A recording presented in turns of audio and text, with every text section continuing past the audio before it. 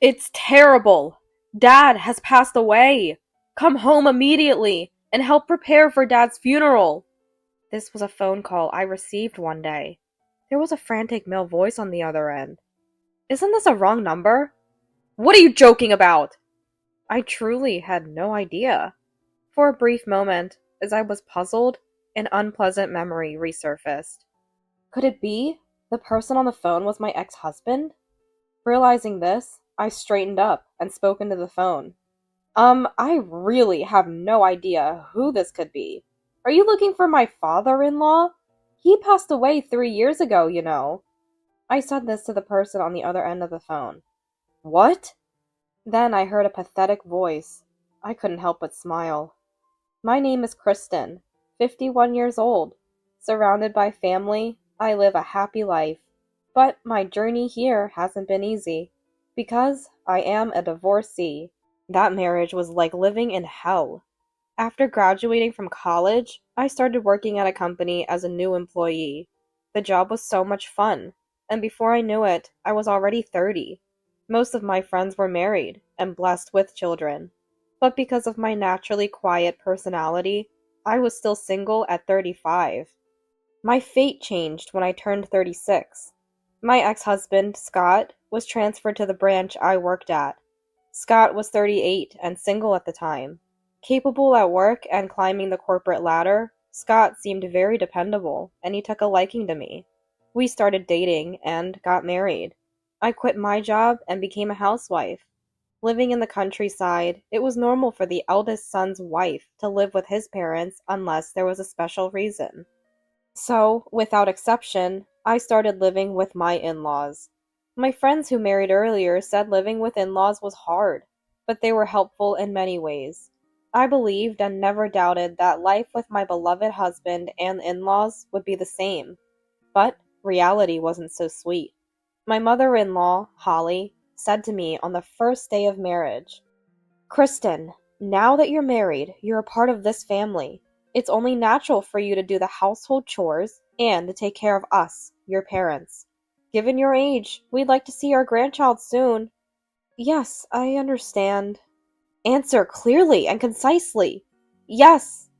It felt like I had joined a club. But the bond between parent and child isn't built in a short time. First, I thought I'd try my best to be a part of this family, as Holly wished. Then I started waking up at 4 a.m. I prepared breakfast and lunch for my father-in-law, Mark, and Scott, and sent them off to work. After that, I cleaned up breakfast, did cleaning, and laundry. I prepared lunch for Holly, and then cleaned up again. I ran errands, went shopping, and hurried back home to prepare dinner. Then, after preparing for sleep, I would always go to bed after midnight. If I cut corners, Holly would scold me. And if I did things carefully, she'd berate me, saying, You're so slow, inefficient. How long are you going to take? Scott and Mark just turned a blind eye to this, and I thought that was normal. In hindsight, I think I was brainwashed. Once, Holly scolded me terribly. I accidentally broke one of her plates. Her verbal abuse at that time was unspeakable. This piece of trash! What joy do you get from doing this to me? Just disappear! I kept apologizing, crying, as Holly screamed hysterically. But her anger didn't subside, and she raised her hand to me. Afterward, she exaggeratedly told neighbors and relatives that my son's wife broke my plate and is trying to drive me out. People who believed her looked at me coldly, and it was very painful. I just wanted them to believe it wasn't intentional. With that hope, I sought help from Scott. But you did break it, right? It's natural for Mom to be angry. Everyone forgets about gossip soon enough. You worry too much, Scott said, not even pretending to be on my side. After learning I had consulted Scott, Holly became even colder towards me. Tattling like a child? How unpleasant. I felt I was going to mentally break down from the snide comments deliberately made within earshot. That's when Mark intervened. Mom, don't say that. Kristen is reflecting on it. It felt like a savior had appeared to me. Holly, rebuked by Mark, clammed up. Then, snorting, she said, "I'm going shopping," and left the house. I was relieved. Then I turned to Mark. "Thank you, Mark. Scott won't help, and it's been so hard for me alone," I said, tears spilling over. "It's okay. You're not alone," Mark said, placing his hand on my shoulder. But in the next moment, he pulled me into an embrace. I panicked and struggled. But of course, I couldn't overcome a man's strength. "Please stop."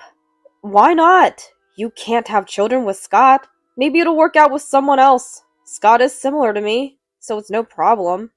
"Someone! Anyone! Help!" I screamed loudly. After a struggle, the doorbell rang by chance.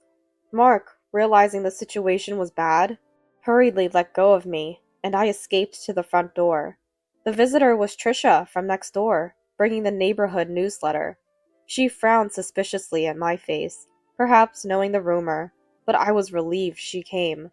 "Thank you," I said, taking the neighborhood newsletter. After seeing Trisha off, I left the newsletter at the door and fled the house.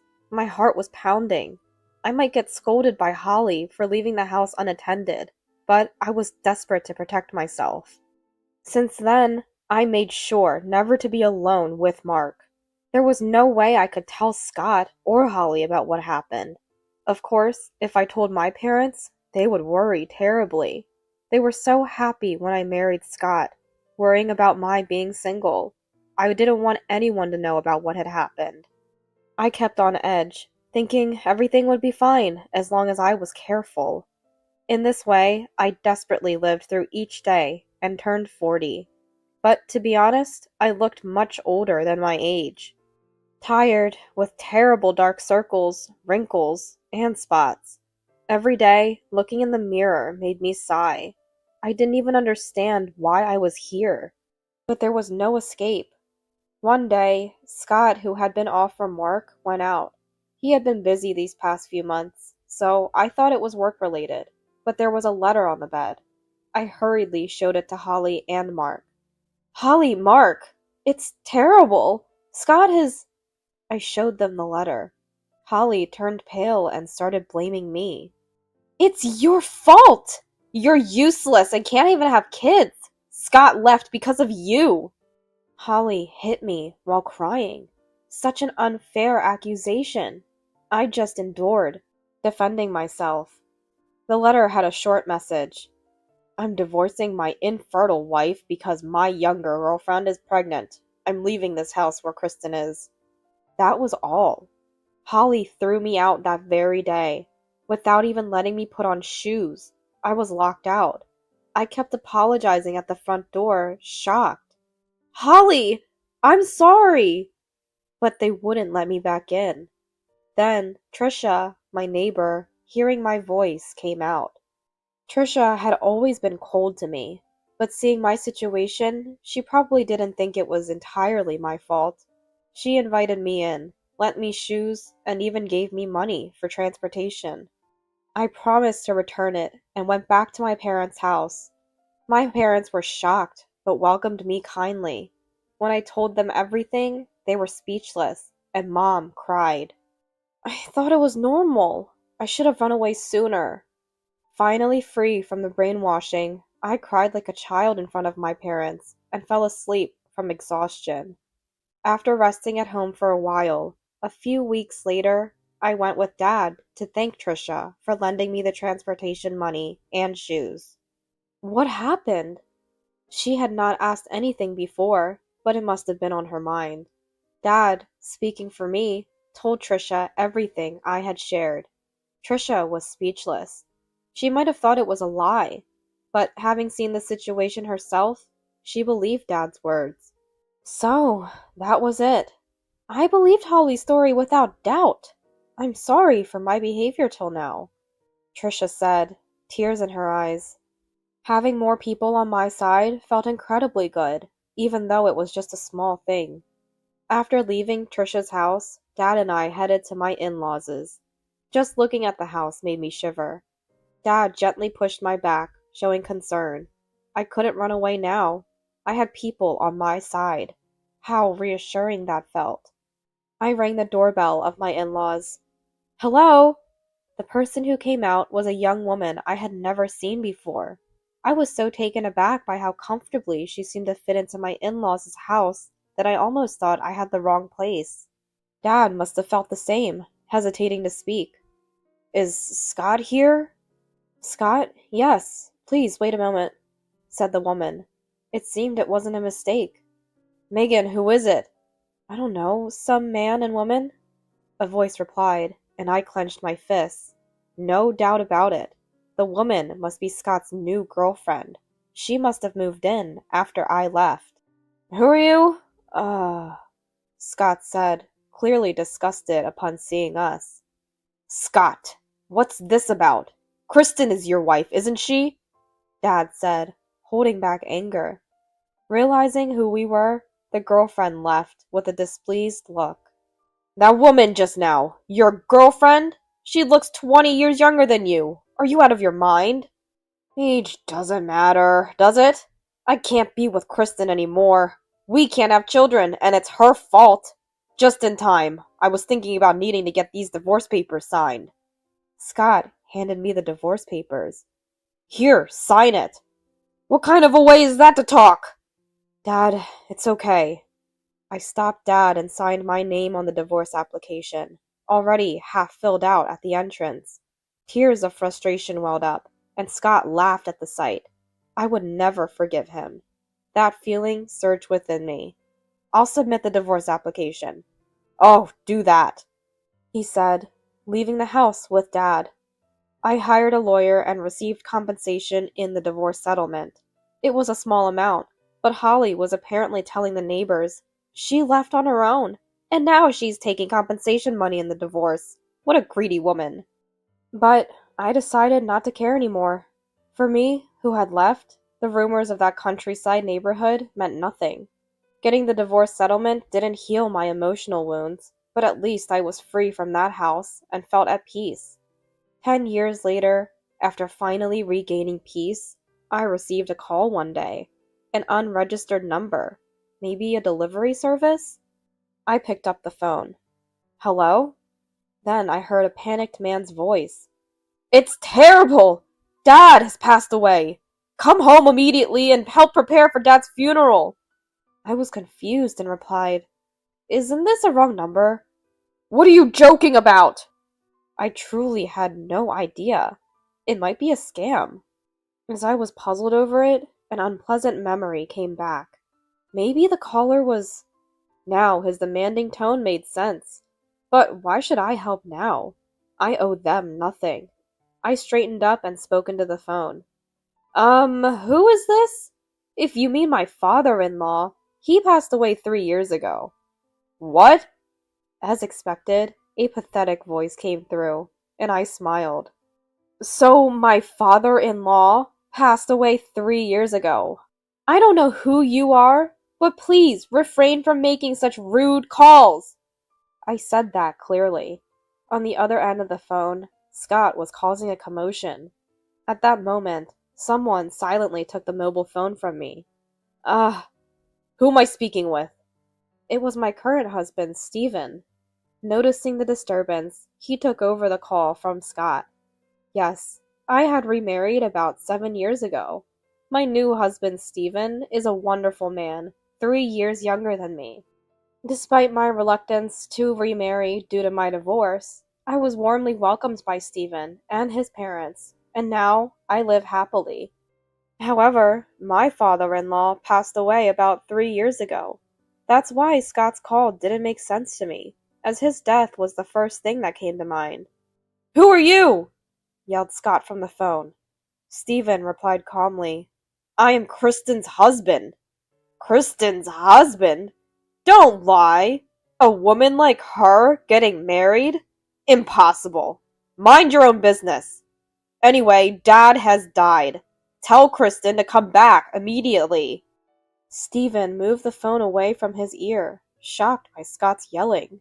I was appalled by Scott's behavior, just saying what he wanted and hanging up. Hadn't he married that young woman from before? I sighed. I'm sorry you had to deal with that. Let's just ignore it. I had told Stephen everything about what Scott and my former in-laws did to me before we got married. He couldn't believe the extent of my previous marriage's horror, but he believed me, seeing how afraid I was of marriage, and accepted me. I thought I could be happy without worries, but now Scott was causing trouble again. Your ex-husband, just like you described, Stephen said with a wry smile, handing back the phone. I remained silent. I think they might contact us again. How about we show up at the funeral? Stephen suggested. What? I was shocked by his suggestion. But, indeed, if we left it like this, they might find our house and come uninvited. They were not people who understood common sense. I didn't want to meet Scott or Holly, but causing trouble for Stephen and my family was even more painful. After much thought, I decided to go and say my final goodbyes.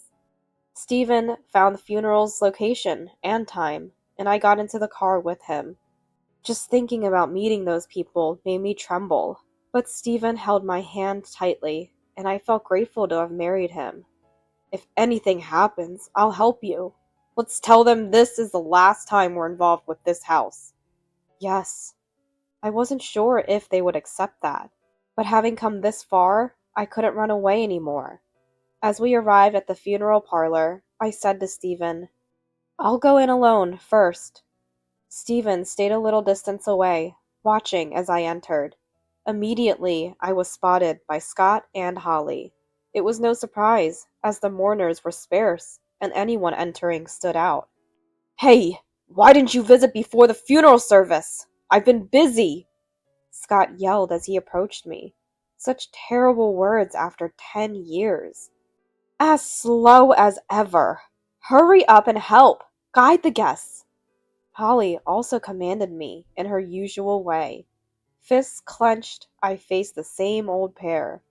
I am no longer part of this family. I came today to say just that. What?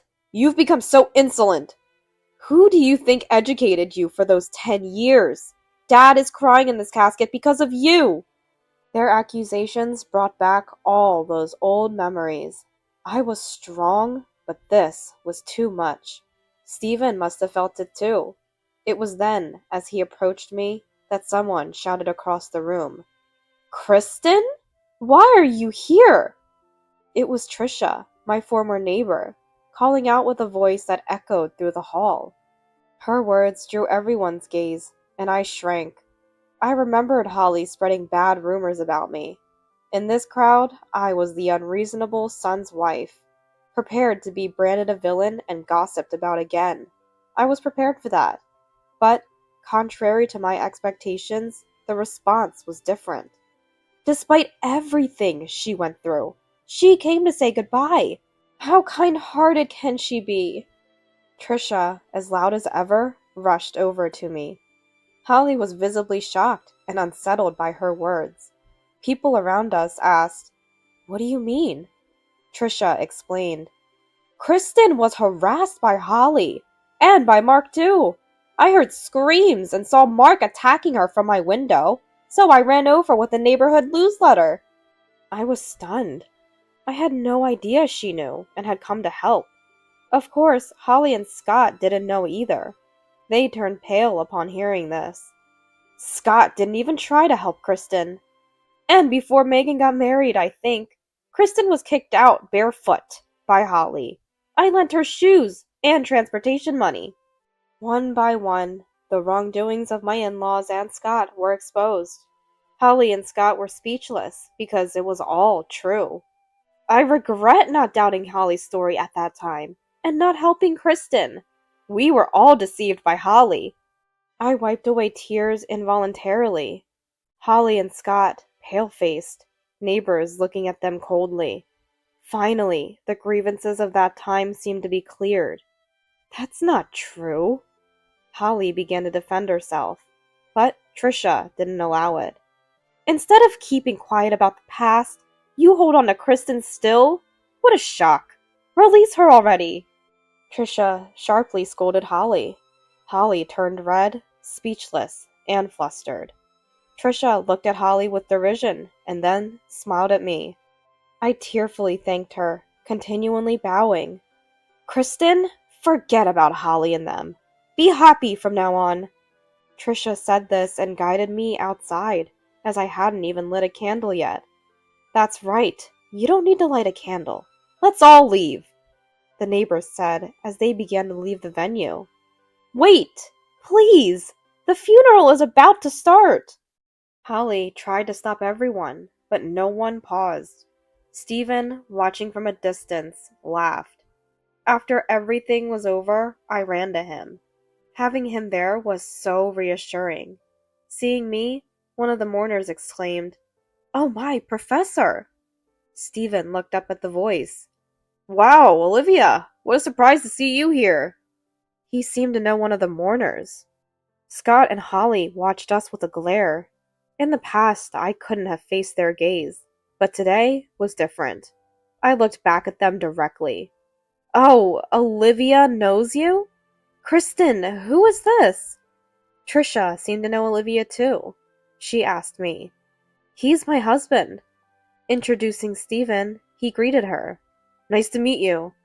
Olivia told Trisha, "You know the big law firm near the station? He's the head attorney there. He helped my son with his divorce. Thanks to him, we got a hefty compensation from the divorce settlement. An unbeatable, skilled lawyer." "Oh no, it's nothing." "Wow, a lawyer! And the head of the firm. You mean like a CEO?" Stephen was overwhelmed by Olivia's words and the country auntie's strength. They excitedly patted Stephen's shoulder as they talked loudly. I couldn't help but laugh at this scene. Their words clearly reached Holly and Scott's ears. They, who usually were quick to contradict me, couldn't join our conversation. Facing a lawyer, they seemingly realized it was futile. Noticing them, Stephen turned towards Scott and Holly, bowed slightly, and spoke. "I could sue for what happened in my wife's previous marriage at any time, but Kristen wants to leave it in the past, so I won't pursue it. However, if anything happens in the future, I won't hesitate to take action. Please understand that." Scott and Holly were shaken by Stephen's words. Further, Stephen spoke loud enough for them to hear. "Excuse us, it's time to pick up our child." "Our child?" Scott reacted to that word. "Yes, I got pregnant soon after marrying Stephen. We had a daughter. It was a challenging pregnancy due to my age, but she's such a lovely child." "Who was the infertile one after all?" I mentioned. "Didn't you marry a much younger woman? I don't see her around."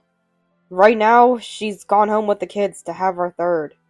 "Oh, maybe you should consider a DNA test." Scott collapsed, perhaps realizing something. Holly turned pale, too overwhelmed to respond. "Shall we go?" "Yes." With that, I bid Holly, Scott, and Mark a final farewell and left the funeral home. Holly, now known throughout the neighborhood for her lies and harassment towards me. Every time they meet Holly, the neighbors scold her, and she has become quite subdued. Scott went to the hospital for fertility tests and was found to be nearly incapable of natural conception. Now he's embroiled in troubles with his wife. His wife had 3 children, despite being with an infertile husband. Whose children they are, only God knows. I know all this because Trisha told me. She occasionally contacts me, sharing vegetables and even used items for my daughter, treating us very kindly. She always apologizes for not being able to help me in the past, but I am immensely grateful to her for how much she has saved me. Stephen is kind, and his work is going well. I never thought I could be this happy. Even through unbearable hardships, there comes a day of reward. Now I feel like I can overcome anything that comes my way. I have learned that much from those people.